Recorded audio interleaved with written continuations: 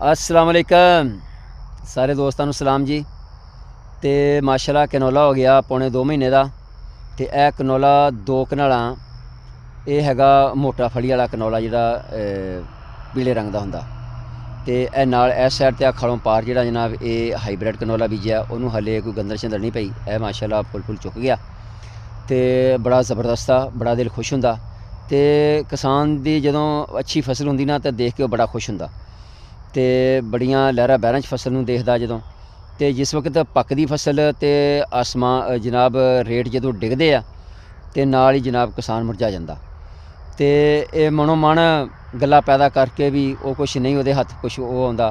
जिहड़े जनाब कारोबारी जिहड़े वो किलो किलो दे विच उस तों ज़्यादा मुनाफा कमांदे जदों। तो मसलन चीनी वाली तुसीं हिसाब ला लो।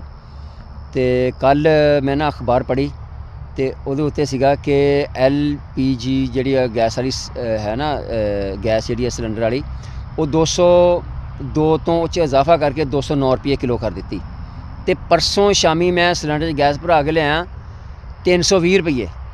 तुसीं अंदाज़ा करो कि 100 तो 125 रुपया जिहड़ा ना 1 किलो के मगर जिहड़ा ना इजाफी जिहड़ा ना वो जनाब लोगों को लुटिया जा रहा।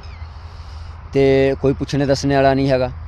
तो जे साडे किते महकमे नूं या किसी ओगरा नूं या कोई कीमतां कंट्रोल करने वालियां नूं किते जाग आ भी गई ना तो जाके भी छोटी छोटियां दुकानां जिहड़ियां सिलेंडर च गैसां भरने वालियां उन्हां दे छापे मारने शुरू कर देने।